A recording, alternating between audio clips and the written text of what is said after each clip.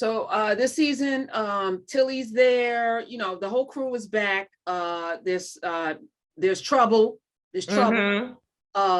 Booker. I'm wondering what's going to happen. I already, through episode 1 with y'all in the Fat Cat, and now you got the president on board, who's a woman. Right. The president's a woman.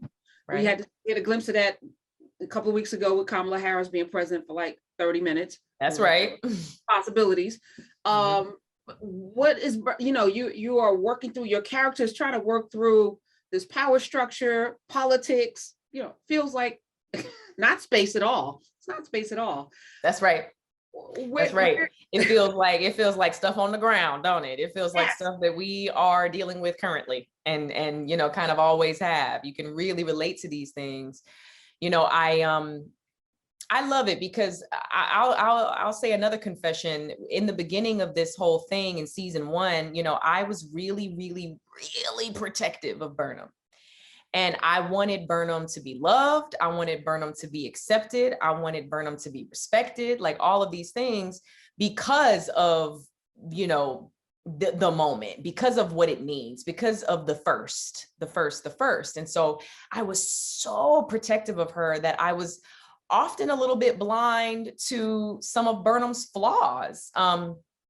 I acknowledged a lot of them, but then there were also some that I was blind to. And I'm realizing that with life imitating art and art imitating life, like we were talking about, it was kind of necessary at that time, because as I've matured, of course, Burnham has matured, and I appreciate the writers for that. I appreciate all the change that Burnham has gone through over the course of the series.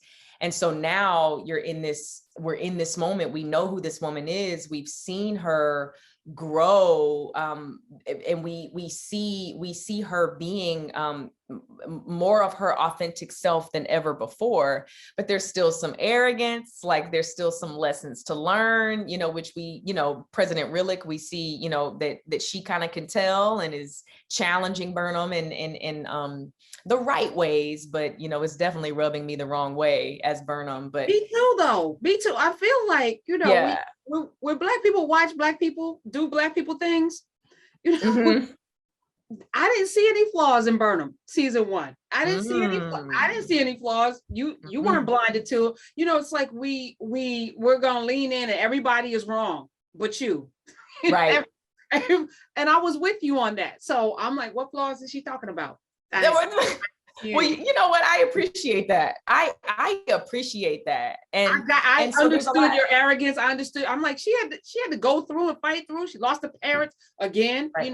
Then the mother comes back. Am I giving away too much? I probably am. All right. I don't want to give away too much. If nobody's seen this, you have to see the relationship with her mom, that whole thing. You have to see Michelle Wu and all of her woo-ness coming through, and that complicated relationship. Michelle I'm sorry, did I say Michelle Wu?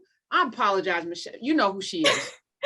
But no, it's been a great journey, and I speak about how you've seen this woman make mistakes, and this is a future where a Black woman can make mistakes and still progress, and I mean deep moral mistakes, and that's huge, and that speaks to the progression itself, and that speaks to the diversity of this like future. But now that I'm captain as Burnham, there is this whole other level that I was never aware of, that I was never privy to. It's like the veil has been lifted, or the curtains have been, opened. And I do see all these layers of politics that I was not expecting, that now I have to contend with. So it's going to be very interesting, and I think very compelling to see how Burnham navigates settling into this role as the true leader of the ship, and the one who's responsible for every life on that ship. And I love that Burnham leads. Someone said that she leads from the middle out, which I appreciate. That sounds like Yvette Nicole Brown might have said that. I know it does, don't it? I love Yvette. Oh my goodness. But in her notebook, she probably got a notebook watching it. And yeah. And, but this woman is so capable and competent and brilliant and intelligent and all of that, and sensitive and empathetic. And, even the flaws, they're used for the greater good, because you can trust that this woman is going to confront her flaws and do her best to overcome them, and then use them in, not just her relationships, but in her leadership as well. And while, I'm a Black woman watching it from a Black perspective, the thing that I also appreciate is that there's something, I don't want to say aracial, non-racial about you have people that have cyborg, you got folks that walk with what happened to the guy from who was the captain last season? Oh yeah, Saru. What on his hook, yeah, he's got hook. Like, what is? I don't know what he is. You got, your Booker, who is, I don't know what he's plant based. He's a plant based human being, not human at all. There's like planets with people. I mean, like, you got everything, right?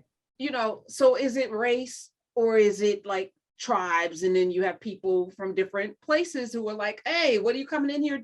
It's weird how it plays out, even though race isn't forward in Star Trek Discovery at all. So it doesn't matter that Burnham has brown skin. Right. It's like, it's not a part of the conversation anymore. No. Now we're dealing with like speciesism, and that's what's really powerful about it, is that you get to see all of these different people, all of these different species, judging each other by the content of their character. Right. Just like Dr. King said. And nobody has to even talk about it. It's not even discussed. It's like way, way, way in the past. Like, oh, we dealt with that, how many years ago? Centuries ago. Right. And we can only hope for that, right? We got a long way to go for that. I know a lot of people want to be there now. They want to not talk about it or be like, oh, why do we still have to celebrate the first Black anything? And it's like, well, because we're nowhere close to not having to celebrate it. We're nowhere close. We still have to. We still have to talk about it, because so much has been unsaid. So much has been ignored and denied. We're still having to prove to so many people that the problem still exists. So we're going to have to talk about it for a long time before we can get to a place where we're truly judging each other by the content of our character and there's true indivisibility. I don't know how many years it's going to take us to get to a point where it's not a part of the conversation, or doesn't have to be. Are you hopeful, Sonequa? I mean, you're raising children. I know I have to be, right, when I'm raising children. And, there's this very interesting conflict within me a lot of times, because I'm a woman of God. I believe in God. I want to be as Christ-like as possible. But then I'm also a Black woman in America, and I was raised in the South, where it was really, really, really ugly. So I have to find a way to like champion my people and my community, but then at the same time be a peacemaker, but then at the same time, fight for us, fight for those of us that are oppressed, but then at the same time, hold on to hope and faith and joy, and have my strength be in joy. And so it's a tightrope walk sometimes. Well, the good news is you have the capacity. So, and it shows you have the capacity. So I'm gonna ask you what is hopeful for you. What's hopeful for me? I watch a hell of a lot of television. I just recommend it this season because I'm always on Friday recommending shows.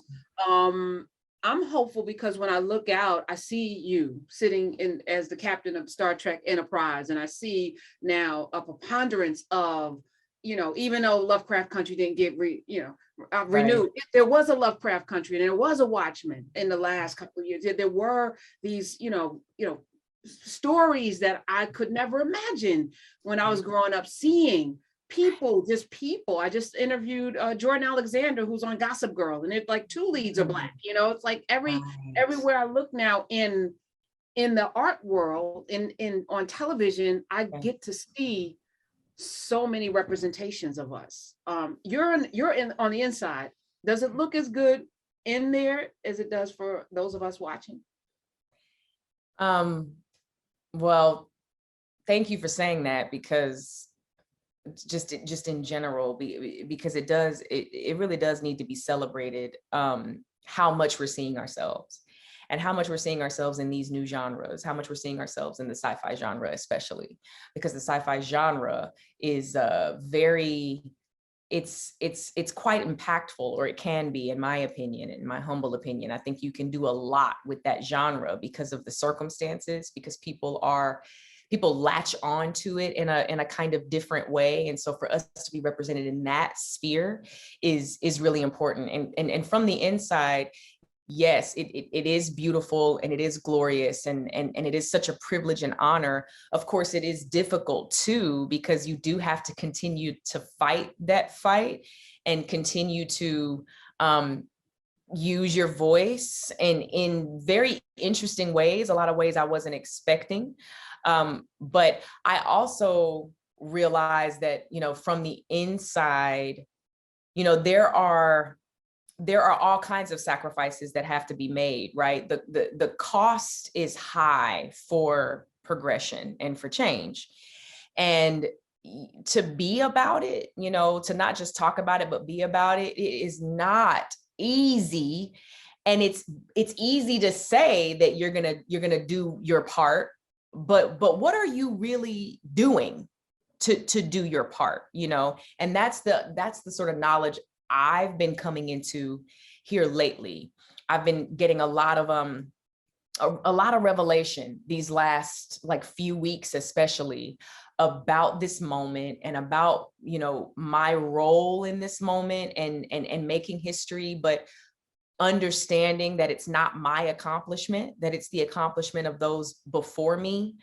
And so realizing that it's not on me to do it justice or be perfect or prove or anything. It's like, I have to just do my best to serve and do my part to lay the bricks for the next person. Right.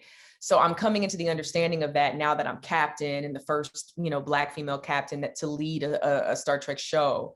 So it's really, it's been a moment. It really has been a moment for me, and I now have to hold myself accountable. I always have. I've taken this so seriously, as seriously as I could, but now I'm ratcheting it up and wanting to hold myself to an even higher standard of, yeah, but you have to seek ways to be generous. You have to seek ways to, sort of affect change. And that's what I'm planning to do in the days and weeks and months and years ahead, God willing. Sonequa Martin-Green is here. Captain Burnham, Star Trek, Discovery. Also, y'all know her, Sasha from Walking Dead. She went out like a G.